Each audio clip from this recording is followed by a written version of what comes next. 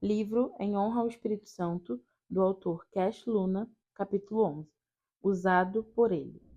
Certa noite, na presença do Espírito de Deus, Jesus começou a me falar sobre um elemento-chave para o crescimento contínuo do ministério. Eu meditava na cama como faço normalmente, e ele me disse que há 3 áreas de resistências que precisamos aprender a administrar. A primeira delas, disse ele, é que Satanás é nosso adversário. Ele me lembrou de que as Escrituras dizem: portanto, submetam-se a Deus, resistam ao diabo e ele fugirá de vocês. Ele me mostrou como devemos aprender a resistir a seus ataques para que, ao ver que não vamos desistir, ele fuja. Esse é o tipo de resistência mais conhecido entre o povo de Deus e o mais fácil de entender e aceitar. Em seguida, Jesus mostrou-me a segunda área de resistência e me levou ao texto de Atos 7:51.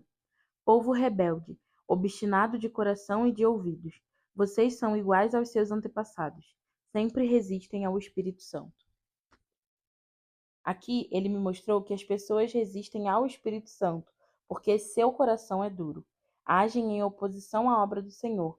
Parece ser um problema geracional, uma vez que sempre houve quem se opusesse aos apóstolos e profetas de Deus que agiam com sinais e maravilhas e falavam em seu nome. Jesus me disse que eu deveria resistir ao mal, mas não ao Espírito Santo. Quando pararmos de resistir ao Espírito e à obra que ele deseja fazer em nossa vida, começaremos a andar em comunhão com ele. A terceira área de resistência, e que, em geral, recebe menos atenção, refere-se às ofensas praticadas por outros contra nós. Compreendo como esses fatores nos interrompem em nossa caminhada para que nos tornemos homens e mulheres que Deus deseja que sejamos. Se permitirmos que a raiva, a amargura e o ressentimento nos provoquem e formem um ninho em nosso coração, isso impedirá o fluir da graça de Deus em nossa vida. O Senhor foi claro ao me dizer: essa é a área de resistência na qual muitos dos meus filhos e ministros falham. Sou incapaz de levá-los a outro nível por causa disso. E acrescentou: a esses pregadores que não sabem lidar com ofensas, eu só falo com eles para lhes revelar a palavra ao meu povo, mas não tenho intimidade com eles. Entendi que os maus sentimentos que guardamos contra alguém afetam diretamente nossa relação com o Espírito Santo. Isso perturba a nossa comunhão com ele. Deus pode usar você, mas não terá o melhor relacionamento com ele que poderia ter. Como Deus pode usar alguém que perdeu a comunhão com ele? Lembre-se de que Jesus disse certa vez que as pessoas iriam até ele, dizendo que em seu nome curaram os enfermos e expulsaram demônios, e que Jesus os responderia: nunca os conheci, afastem-se de mim. Eles foram usados para milagres, mas não fizeram sua vontade. Foram ajudados, mas não aprovados. Se Deus abençoa alguém, isso não necessariamente significa que a vida da pessoa ou suas atitudes receberam a aprovação dele. Deus é como o pai que apoia sua filha no dia do casamento, mesmo que ele não aprove sua decisão. Isso quer dizer que você não pode se esconder atrás do fluxo da unção, mas deve buscar a aprovação de Deus no lugar secreto. Essa é a melhor razão por que precisamos vencer essa resistência. Livre de ofensas. Precisamos perdoar cada ofensa contra nós, intencional ou não, pois, se não perdoarmos, Deus não perdoará os nossos pecados. O dia em que escolhermos não perdoar um pecado ou uma ofensa que alguém praticar contra nós, tolheremos nosso crescimento, porque Deus deixará de responder às nossas orações. Naquela noite transformadora, o Senhor me disse: há pecados que as pessoas cometem contra você, dos quais eu me vingarei. No entanto, há outros que são apenas ofensas, e com esses você precisa lidar. Há uma diferença entre pecados e ofensas. Nem tudo que nos ofende é pecado, e devemos ter maturidade para aceitar que nem todo pecado cometido contra nós deveria nos ofender. Muitas pessoas pecaram contra o Senhor Jesus, mas ele nunca se ofendeu ou sentiu ressentimento. Pelo contrário, ele as perdoou. Por outro lado, embora Jesus nunca tenha pecado, havia pessoas que foram ofendidas por ele. Você se lembra quando ele declarou que era o pão da vida e que quem comesse dele jamais voltaria a ter fome? muitos se sentiram ofendidos e pararam de segui-lo. Infelizmente, algumas pessoas não perdoaram as outras por coisas que Deus nem considera pecaminosas. Pense em quantos trabalhadores sentem ressentimentos do patrão por terem sido corrigidos por chegar tarde. Quantas crianças se sentiram ofendidas porque foram corrigidas por seus pais. Não podemos julgar algo como pecado só porque nos ofendeu ou nos deixou tristes. Deus lidará pessoalmente com pessoas que pecaram contra nós, mas, ao mesmo tempo, Ele espera que lidemos com as ofensas de que fomos alvo, para que elas não impeçam a bênção que Ele quer derramar sobre nós. Quando você se sentir ofendido, não se torne presa, fazendo-se de vítima. Não tente justificar a falta de perdão, mas liberte-se das ofensas e aprenda a ultrapassar cada dor que os outros possam ter te causado. Se você quer que o Espírito Santo o use de forma poderosa, então deve se tornar uma pessoa cujo coração, cuja mente e cuja alma sejam saudáveis e livres de toda a amargura. O Senhor lidou comigo duramente nessa área, não para que eu aprendesse a resistir ao maligno, porque eu havia feito isso durante toda a minha vida como filho dele. Também não se tratava de me fazer resistir ao Espírito Santo, porque ele sabe que eu o amo e que o deixo fazer o que desejar na minha vida. Ele queria tratar essa terceira área de resistência. Todos estamos sujeitos a críticas de outros e corremos o risco de permitir que as feridas dominem o nosso coração. Como líder, inevitavelmente, eu me tornava uma pessoa pública, mesmo sem desejar. Por vezes, sou chamado a explicar algo porque nem todos concordam com o que eu ensino. Outros se levantam para mentir e me criticar, sem conhecer a verdade. Inventam coisas a meu respeito, mesmo que eu demonstre uma atitude de bênção em favor deles. Se não tomo cuidado, essa situação pode facilmente causar um conflito interno dentro de mim. O Senhor foi claro quando me disse que eu não deveria ceder diante de uma ofensa. Ele queria me usar de forma poderosa. Ele queria me levantar cada dia mais alto. E a minha raiva não deveria se tornar um muro para o fluir de suas bênçãos.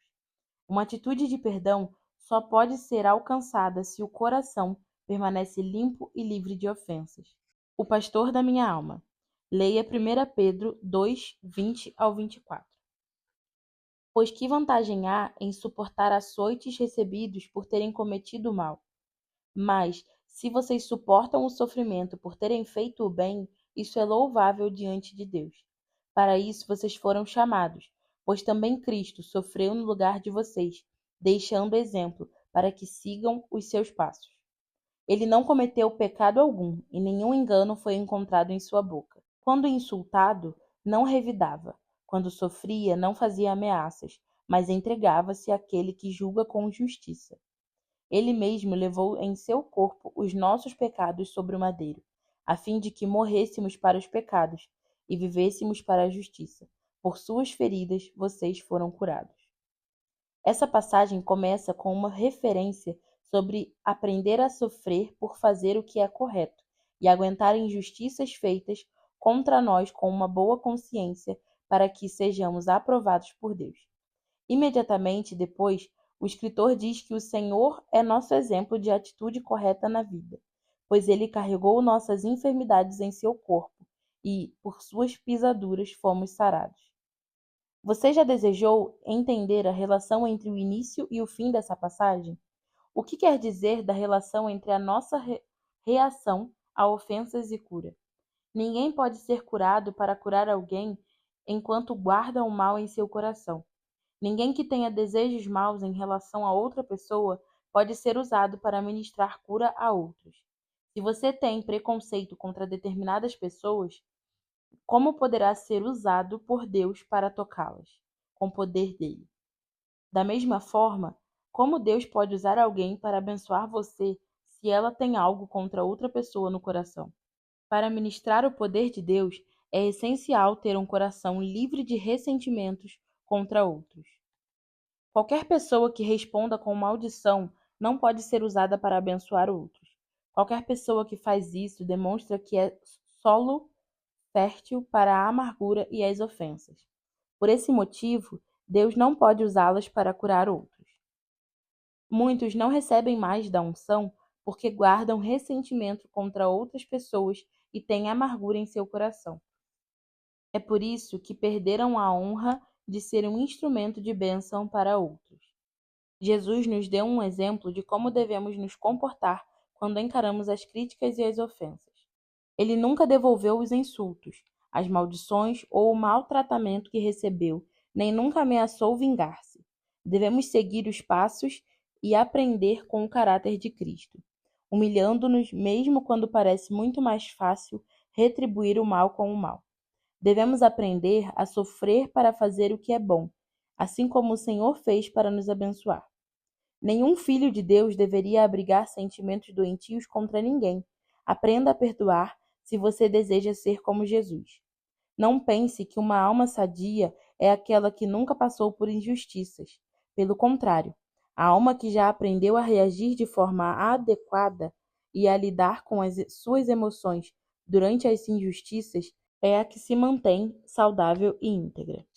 As ofensas podem danificar nossa alma. No entanto, sua decisão e determinação é que determinarão isso. Uma primeira-dama dos Estados Unidos, chamada Eleanor Roosevelt, disse certa vez: "Ninguém pode fazer você se sentir inferior sem o seu consentimento." Ser facilmente ofendido é um sintoma de uma alma frágil, que pode suportar muito pouco. Não é necessariamente a evidência de uma ofensa séria. Submeta o seu coração à disciplina do Senhor, e você sempre estará pronto para que o Senhor o use. Certa ocasião, fui terrivelmente ferido quando algumas pessoas muito próximas de mim me ofenderam gravemente. Depois, como sempre, orei para perdoá-las, mas, conforme a paz do Senhor começou a tomar conta de mim, descobri que o Senhor estava muito zangado com o que elas haviam feito. Tive certeza de que ele agiria em meu favor se eu lhe pedisse. Meu espírito sabia que ele moveria sua mão contra elas, e meditei sobre isso. Entendi então que eu faria uma oração diferente. Pedi ao Senhor que não agisse contra elas como eu havia planejado e deixasse passar aquela ofensa. Embora eu soubesse que podia clamar por justiça ou simplesmente deixar a justiça em suas mãos, acreditava que não era a melhor coisa para mim. Eu desejava crescer em amor e pedi ao Senhor que mostrasse misericórdia com os meus agressores. Agi dessa forma para manter o meu coração em paz e me sentir livre da ofensa. Não posso ministrar unção se tenho um desejo de vingança na minha alma. Os demônios tentam usar as ofensas para desanimar você e assim parar de fazer o bem. É por isso que você deve perdoar em oração qualquer ofensa que receber.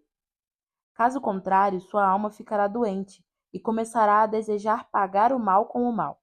Não há desculpa válida quando a questão é ser usado por Deus. Você deve manter uma alma saudável, e não há nada mais agradável do que viver livre de ressentimentos negativos contra os outros. Jesus é o bispo e pastor da nossa alma, e ele deseja nos manter saudáveis para sermos usados por ele. Você deve ser uma pessoa que precisa estar pronta para olhar diretamente no olho de outra pessoa e não ter nenhum rancor contra ela. Seu modo de falar se tornará mais agradável e os seus olhos serão cheios de luz quando estiver em paz.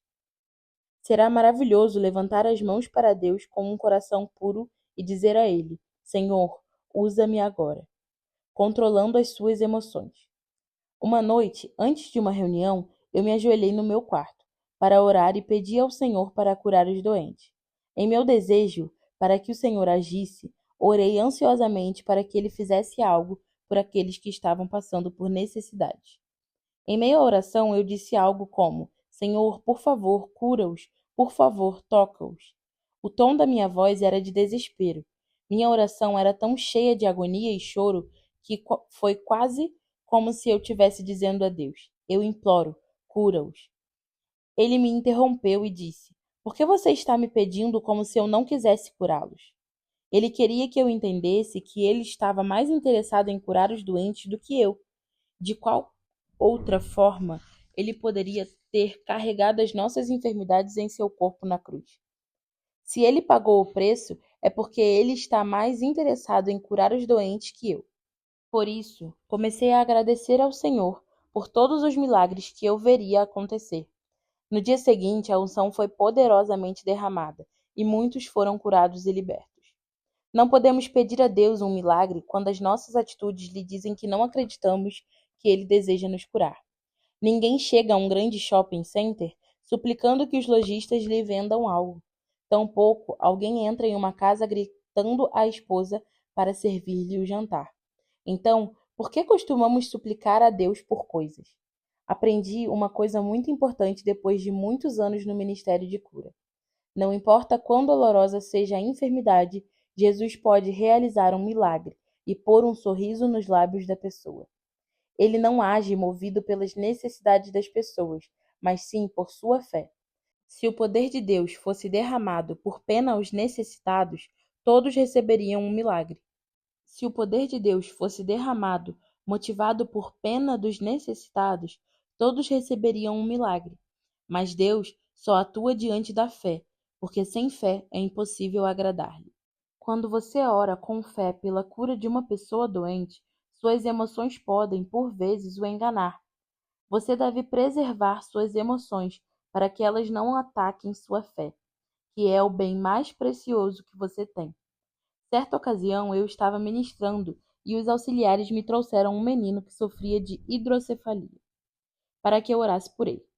Quando o puseram diante de mim, fiquei tão emocionado que comecei a imaginar o sofrimento de sua família. Tudo o que consegui fazer foi chorar. O choque de ver aquela criança doente foi tão intenso que minha fé desapareceu completamente. Quando consegui me recompor a orar, nada aconteceu. Depois o Senhor me reprovou, dizendo: Os doentes não precisam que você chore por eles, precisam que você creia com eles. Foi nessa ocasião que aprendi a controlar as minhas emoções para que eu pudesse ter uma fé ativa em favor dos que sofrem. Eles não vêm até nós para que sintamos pena deles ou de seus sofrimentos. Eles buscam alguém que declare palavra de fé para a sua cura. As pessoas que fazem constante uso da fé aprendem a reconhecer o momento quando a fé está fluindo e quando ela é interrompida. É assim que aprendemos a administrar não apenas a nossa fé, mas também a fé daqueles que nos procuram e pedem oração. Em outras ocasiões, quando oro pelas pessoas, peço que olhem para mim. Faço isso porque vejo que elas vêm à frente para pedir por um milagre, mas estão mais preocupadas com a doença do que em crer na resposta de Deus para elas. Precisam de alguém que as ajude a ver o raio de fé nos olhos de alguém que possa inspirá-las a crer que Deus irá curá-las. Elas não precisam recitar todo o seu histórico clínico, simplesmente precisam da ajuda de um pastor que possa crer no milagre delas. O Senhor Jesus também ajudou algumas pessoas a conservar a fé. Jairo, o líder da sinagoga, suplicou a Jesus para ir à sua casa e orar por sua filha doente, de 12 anos de idade. Como os dois estavam viajando por estradas, no meio de uma multidão, uma mulher tocou o manto de Jesus esperando ser curada de um fluxo de sangue. O Senhor parou para falar com ela. Naquele momento, alguns mensageiros disseram a Jairo que não perturbasse mais Jesus, porque sua filha havia morrido. Imagino o coração de Jairo, completamente destroçado, quando soube das notícias e seu profundo pesar. O Senhor imediatamente ministrou sobre os medos que poderiam tê-lo destruído.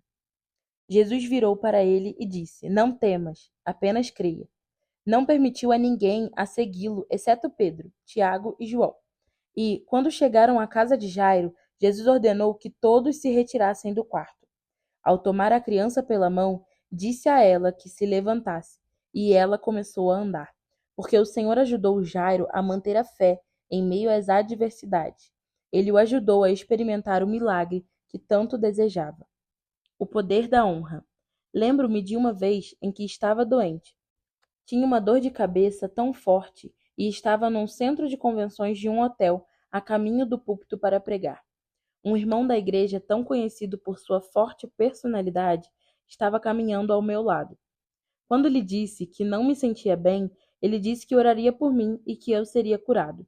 Paramos, ele colocou as mãos sobre mim e disse em voz firme: Satanás, eu não permitirei que você toque o meu pastor, porque ele é um homem de Deus. Deixe-o agora, em nome de Jesus. Depois acrescentou, olhando para mim: Você está curado agora. Nesse momento específico, eu senti o poder de Deus. Se eu tivesse parado para pensar sobre o caráter do homem ou sobre o que os outros diziam dele, não teria acreditado que Deus pudesse usá-lo daquela forma. Mas eu não o vi pela sua fraqueza. Eu vi o Filho de Deus nele. Eu criei que o Senhor podia usá-lo para fazer um milagre, e quando ele orou, eu estava curado. Honrar a Deus e o instrumento que ele escolhe é indispensável para que os milagres fluam por meio dele. O Senhor Jesus curou muitas vezes em diversos lugares, mas em Nazaré, a sua cidade natal, ele foi incapaz de fazer muitos milagres, exceto alguns. Todos em Nazaré o viam apenas como filho do carpinteiro, de quem esperavam uma cadeira ou uma mesa. Eles não o viam como filho de Deus, que podia curá-los. O que vemos na outra pessoa determina, em grande medida, o que somos capazes de receber delas. O Espírito Santo se move onde a honra é dada a Deus, não onde há crítica e murmuração.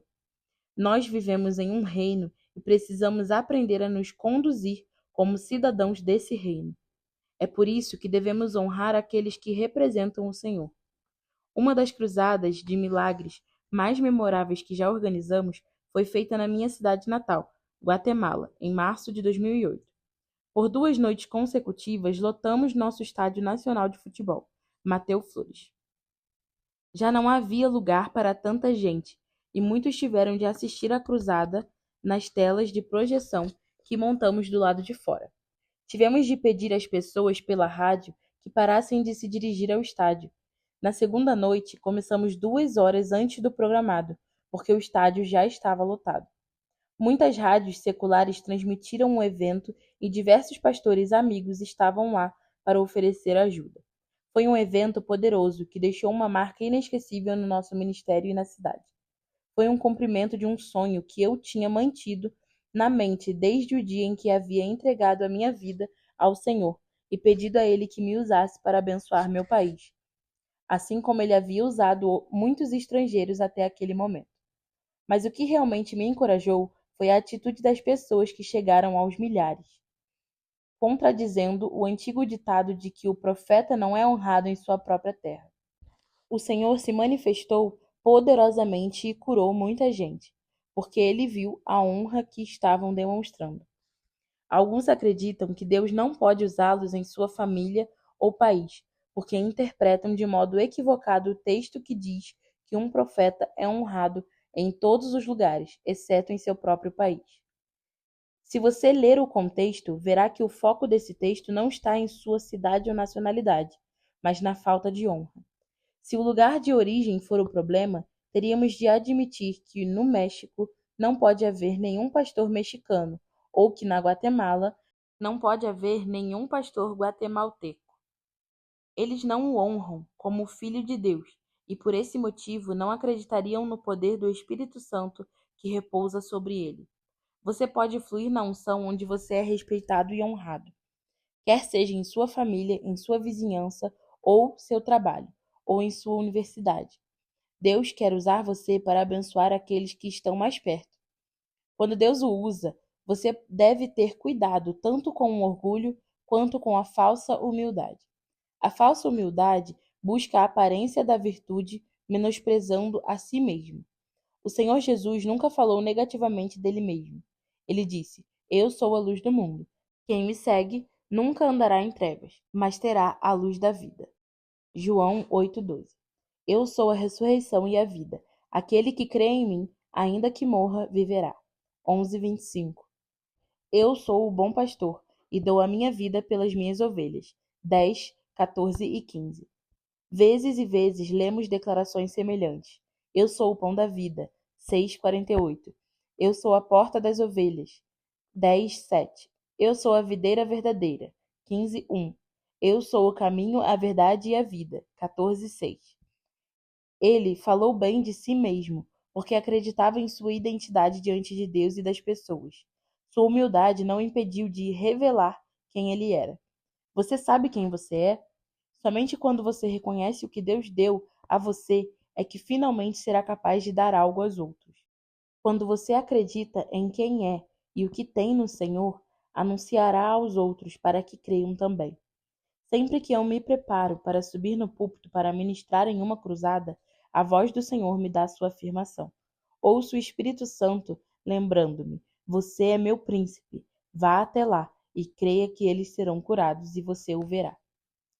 Creia à medida que ele age e você verá o Senhor usar você de uma forma poderosa para abençoar inúmeras pessoas.